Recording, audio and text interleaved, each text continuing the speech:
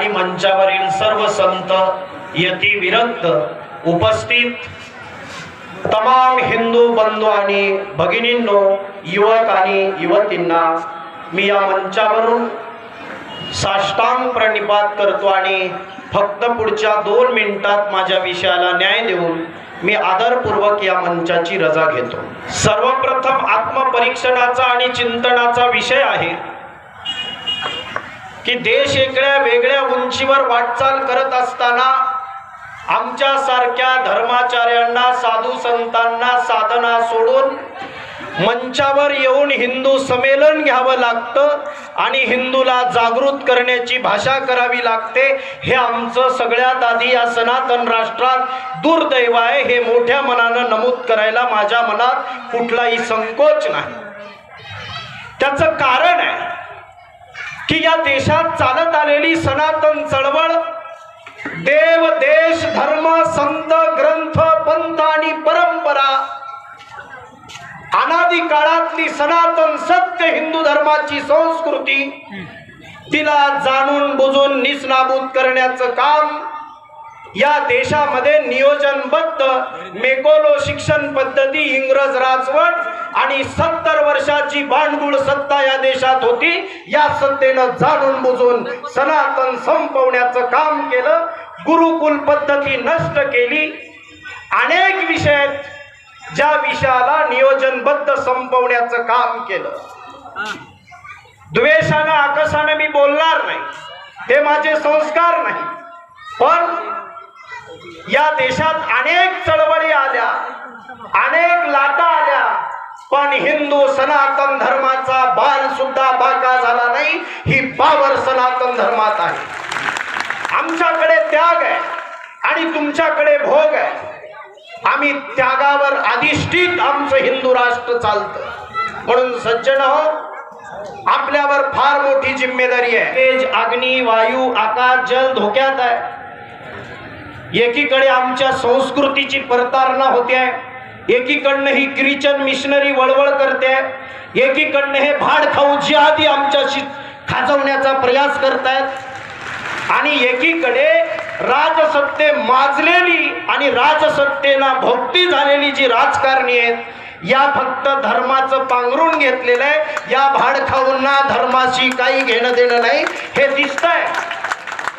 आमच्या महिलांची विटंबना होते आहे, गायीची कत्तल होते आहे, साधूचा अपमान होते आहे। आमचा वेद, शास्त्र, संत, ग्रंथ, पंथावर कोणीतरी महाराष्ट्रात देशात उठून तोंड सूप घेते आहे। गल्ली ते दिल्ली हिंदूचं सरकार असताना गाय कापल्या जाते कशी, साधूचा अपमान होतो कसा, हा आत्मपरीक्षणाचा विषय। म्हणून जबाबदार या प्रांताचा धर्माचार्य म्हणून अनेक विषय मांडण्याजोगते। म्हणून आज एका क्षणाला आम्हाला विचार करण्याची गरज आहे।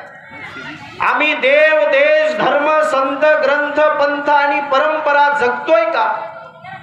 त्याच्या पलीकडे वाढलेली जी दुराचारी शक्ती आहे, लव जिहाद, लँड जिहाद, आतंकवाद, दहशतवाद, आताच माझ्या आधी बोलणाऱ्या प्रास्ताविकातल्या वक्त्यांनी सांगितलं की आमच्या कुंख विकणाऱ्या जे काही जिहादी आहेत त्यांनी त्याच्यात केमिकल मिसळवलं। काल परवा गोकुळ महाराज, तुम्ही माझा सत्कार केला, कुठे गेले गोकुळ महाराज? आहेत। आदिवासी समाजामध्ये गणपती उपसून फेकायला लावले, लक्ष्म्या मांडू दिल्या नाही, दारातल्या तुळशी ठेवू दिल्या नाही। मग मी म्हणतो, परिसरातले कीर्तनकार काय झोपले का? कीर्तनकारांनी एका जागी येऊन त्याचा समाचार घेतला नाही पाहिजे का? जी काही संघटना आहे तिचं नाव घेऊन मी माझं तोंड बाटवणार नाही, पण माझ्या भोळ्या भाबड्या आदिवासी समाजाला तुमचा देव दैवत रावण आहे हे सांगून रामापासून दूर न्यायचं। एकदा राम गेला, साधना गेली, आम्ही आमच्या तत्वापासून, आमच्या आचार विचारापासून जर दूर गेलो तर आमच्यात आणि डुकरात काहीही फरक शिल्लक राहत नाही। ही वस्तुस्थिती आहे, हे षडयंत्र चालू आहे। म्हणून आम्ही आमचा सदाचार, आमचा कुलाचार, आमचे साधू, आमचे संत, आमचे महंत, आमचे ऋषी, आमचे मुनी आम्ही जपले पाहिजे। अलीकडे किती परतारणा होताना आम्ही पाहतोय. टिप्पू सुलतानचं वातावरण आहे. कोणीतरी या महाराष्ट्रात उठते आणि टिप्पू सुलतान सोबत माझ्या राजाची तुलना करते. हे लोक महाराष्ट्रात राजरोसपणे फिरतात कसे? यांचे फणे जागीच ठेचले पाहिजे. त्याच्यासाठी तळागाळातला हिंदू जागा झाला पाहिजे. आम्हाला काय वाटत नाही जेव्हा आमच्या धर्मावर, देशावर, वेदावर, शास्त्रावर, संतावर, आमच्या मातृशक्तीवर बोलल्या जातं, तेव्हा आमचं रक्त सळसळत का नाही? आमच्या बाहू स्फुरत का नाहीत? इतके नपुसक आणि शंड आम्ही का झालो? आमच्यात ते शास्त्र तेज का निर्माण होत नाही? मी काल रात्री तेलंगणातून या सभेसाठी आलो. मला एका साधूनी ओवी दिली. ती ओवी अशी आहे, मनोनी पार्था काय हेतू सांडोनी सर्वथा, शास्त्रयुक्ती झुंजता पाप नाही. हे ज्ञानेश्वरीतल्या ओवीवर त्यांनी मला बोलायला लावलं. आमच्यातलं जे शास्त्र तेज आहे ते कुठं गहाण ठेवलं? आम्हाला त्यांच्याकडे पाहत तरी जा. काय ना आमच्या चैतन्यजी, मी आता आपण जी चर्चा चालू होती, मुळात आमची गुरुकुल पद्धती नष्ट झाली. हे कॅनवेट नावाचा मोठा जिहादच आहे. एवढा इंग्रजीचा आव आणण्याची काही गरज नाही. या कॅनवेट नावाच्या प्रकरणाने सनातन संस्कृतीवरचं, मराठीवरचं, देशावरचं, धर्मावरचं प्रेम कमी झालेलं आहे. हे माझं ऑब्झर्वेशन आहे. युवक खूप छान आहेत, युवती खूप छान आहेत. मी महाराष्ट्राच्या बाहेर 678 खेड्याशी कनेक्ट आहे. आदिलाबाद, बिदर, कर्नाटक, गोवा आणि बेळगाव नावाच्या राज्यात सातत्याने मी प्रवास करतो. खूप छान तरुण आहेत, खूप छान तरुणी आहेत. दिला तसा तरुणाला आकार देता येतो, हे माझं ऑब्झर्वेशन आहे. आताच मी इथं चितकापट तुम्हाला दाखवतो. मी सातत्याने सावरखेड्याला गेली 4 वर्ष कीर्तन करतो. मला एका तरुणाचा फोन आला. माझ्याकडे त्याचा नंबर सेव्ह नव्हता आणि त्यांनी परिचय देऊन सांगितलं, महाराज तुमचं नाव पत्रिकेत पाहिलं. मी व्हिडिओ दिल्यावर त्यांनी कोणाच्या व्हॉट्सअप नावाच्या प्रकरणावर पाहिला आणि सांगितलं की आम्ही 50 मुलं धर्मसभेसाठी येतोय. तुम्ही जर कीर्तनात ते जागरण केलं तर त्याचा परिणाम तरुणांना धर्म कळतो, धर्म जगायसाठी लोक तयार आहेत. पण आमचं धर्मपीठ कुठेतरी मागं पडते.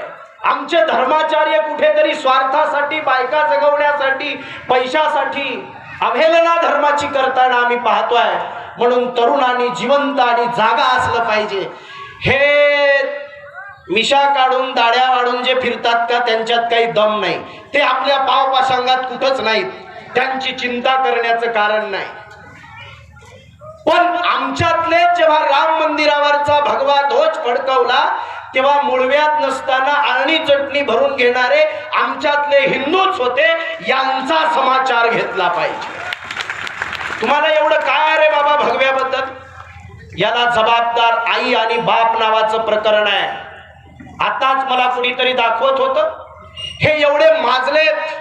आता मी माझे गुरु गाडीत आले शंभाळ पिंपरीला, जिथून मला जायचंय. तिथे दर शुक्रवारी प्रवचन चालतं. 16 वर्ष झाले. हे 17वं वर्ष चालू आहे. दुपारी 2 ते 3 अव्याहतपणे 12 महिने प्रवचन होतं. त्या प्रवचनातून येताना माझे गुरु गाडीत होते. ते मला गाडीत जेव्हा कळमनुरी लागली तेव्हा मला म्हणाले, महाराज तुम्ही काही पाहताय, अभ्यासताय का? म्हटलं हो अभ्यासतोय, हे चित्र मी अभ्यासतोय. ते मला म्हणाले, या जिहाद्याला आपण जगवतोय का ते मनाने जगतायत? कसं? या जिहाद्यांना पोचणारे आपण आहोत का? तर आम्ही कधी त्याचा विचार करत नाही आणि आमचा धर्म तो शिकवतच नाही ना. जे खळांची व्यंकटी सांडो तया सत्कर्मी रती वाढो, भूता परस्परे जडो मैत्र जीवांचे, हे सांगणारा आमचा धर्म आहे. यारे यारे लहान थोर याती भलत्या नारी नर, सकळांशी अधिकार. याचा अर्थ कोणी या आमच्या बोकांडी बसा असा होत नाही. जो हिंदू है, जो राम का है, वही काम का है, ही भूमिका ठेवली पाहिजे. आम्ही कधी कोणाला खाजवत नाही. आता काल त्या 80 वर्षाच्या वृद्ध महिलेवर बलात्कार झाला. आम्हाला काही त्याचं घेणं देणं नाही. आम्हाला ही घटना आल्यावर आमचं रक्त सळसळत नाही, आमच्यातली ज्वाला भडकत नाही, आमच्यातली नवदुर्गा, चामुंडा, महाकाली जागृत होत नाही. आम्ही फक्त अंतर्गत कलहामुळे व्यस्त आहोत, त्रस्त आहोत, स्वार्थी डुकरा प्रवृत्तीचं जीवन आम्ही जगतोय. ही आमची शोकांतिका आहे. कुठेतरी बायका पैका, मकान, दुकान, घर दार, इवाई जावाई, गण गोत, इटा मातीचं घर, हे सगळं मिळत असतं. ते मिळवायची गरज नाही, प्रयत्न करायची गरज नाही, ते प्रारब्धानं मिळत असतं. मिळवावं लागतं, टिकवावं लागतं, जगवावं लागतं, सांभाळावं लागतं. प्रसंगी प्राणाची बाजी द्यावी लागते, ती फक्त धर्मासाठी द्यावी लागते. आमच्या धर्मात काम करताना आमची लोक आमची जात शोधतात, ही शोकांतिका आहे. पण धर्म जगत असताना, परमार्थ करत असताना ज्याच्या मनात जात आली त्याच्या परमार्थाची माती होते. आणि ज्यांनी ज्यांनी जाती काढून दुकान जातीचं मांडलं ते बियालय शिल्लक राहिले नाही, हा इतिहास आहे. ज्यांनी धर्म धारण केला ते आजरामर झाले, हा इतिहास आहे. म्हणून सुनो मेरे भाई, सीने के ऊपर किसी की छाती नहीं होती, सीने के ऊपर किसी की छाती नहीं होती, और जाति के ऊपर किसी का धर्म नहीं, धर्म के ऊपर किसी की जाती नहीं होती. धर्म हा डोक्यावर धारण केला पाहिजे. म्हणून अनेक विषयात लव जिहाद, लँड जिहाद, आतंकवाद, दहशतवाद, फूल विकणाऱ्या फुलावाल्यापासून, डेअरीवरच्या दूध विकणाऱ्यापासून, पंक्चर जिहाद पासून, लव्वा लोखंड टप्पर पासून, थूक जिहाद पासून, आमच्या फळावर थुकून सुद्धा आमचा धर्म पाठवण्याचं काम केल्या जाते आहे. तरी आम्ही दाढ्या कुरवळतो. ही शोकांतिका आहे. अनेक विषयात आमच्यातलेच काही जय श्रीराम म्हणणारे इफ्तार पार्ट्या करतात आणि इकडे धर्माच्या गप्पा मारतात. ही शोकांतिका आहे. हे पण आम्ही परीक्षण, आत्मपरीक्षण केलं पाहिजे की आम्ही धर्म धर्म धर्म म्हणजे काय. बस आम्हाला एवढंच माहित आहे, धर्मो रक्षिती रक्षितः, पण धर्माचं रक्षण कोण करतंय का, हा चिंतनाचा विषय. आमच्या मुली, आमचे मुलं, आमचा समाज, आमची कुटुंब हे 5 पंचपरिवर्तनाचे मुख्य विषय आहेत. आमचे कृष्णाजी त्या विषयाला न्याय देतील. स्वदेशी, नागरिक कर्तव्य, पर्यावरण, सामाजिक समरसता, कुटुंब प्रबोधन किती महत्वाचं आहे. आणि कुटुंब प्रबोधन झाल्याशिवाय धर्म सक्षम होत नाही, हे त्याचं उत्तर आहे. आमचा बाप आला की पोरग उठून जाते, पोरग आलं की बाप उठून जाते. कधी आमचा बाप समाचार घेत नाही, अगं मला भूक लागली, मुलगा आला का जेवण करायचंय, जोपर्यंत माझा मुलगा येत नाही तोपर्यंत मी जेवत नाही, असा बाप म्हणून आम्ही कधी विचार करतो का. किंवा पोरग गडबडीत आला, आई मला भूक लागलेली आहे, बाबा जेवले का नाही, जोपर्यंत बाबा येत नाही तोपर्यंत मी जेवत नाही. ही भूमिका आमची घरात आहे का ग, तुम्ही सगळ्याजणी विचार करा.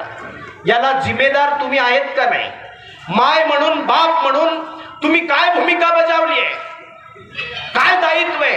लेकरं पैदा करणं हे पुरुषार्थ नाही, महत्व क्वांटिटीला नाही तर महत्व क्वालिटीला आहे, याचा विचार केला पाहिजे. 3 वर्षाची आई त्या लेकराला शिकवते, बेटा टोपी पहन, सदरा पहन, नमाज अदा करनी पड़ती है बेटा, अल्लाह के सिवाय हमारे जगत में इस कोई नहीं, मैं जीती हूँ अल्लाह के लिए, तेरे पिताजी जीते हैं अल्लाह के लिए जान निछावर करनी पड़ती है, जान नमाज अदा करनी पड़ती है. हे जर ते शिकत असतील तर आम्ही आई म्हणून, बाप म्हणून आमच्या लेकराला धर्म किती शिकवला. आम्ही हनुमान चालीसा शिकवली, आम्ही दर्शन घ्यायचं शिकवलं, आम्ही सूर्याला अर्घ द्यायचं शिकवलं, आम्ही गायीत जे दैवत आहेत ती गाय आमचं सर्वस्व आहे शिकवलं. आम्हाला कपाळावर चंदन लावायची सुद्धा अक्कल नाही. 4 माणसात जाताना डोक्यावर पदर घ्यावा, डोक्यावर टोपी घालावी, हे सुद्धा आम्हाला कळत नाही. इतक्या आम्ही सनातन धर्माच्या बाबतीत, मी माझ्या बुद्धीचं बोलत नाही, आपुले करीन जतन तयाचा धरीन स्वाभिमान स्वाभिमानानं जीवन जगलं पाहिजे. एका एका विषयावरती तार छेडण्याची मला सवय आहे. 7:05 झाले आणि पुढे 1.5 तासाचा मॅक्झिमम प्रवास आहे. नाहीतर मी तुम्हाला मोकळं केलं असतं. विलाज नाही. भारत माता की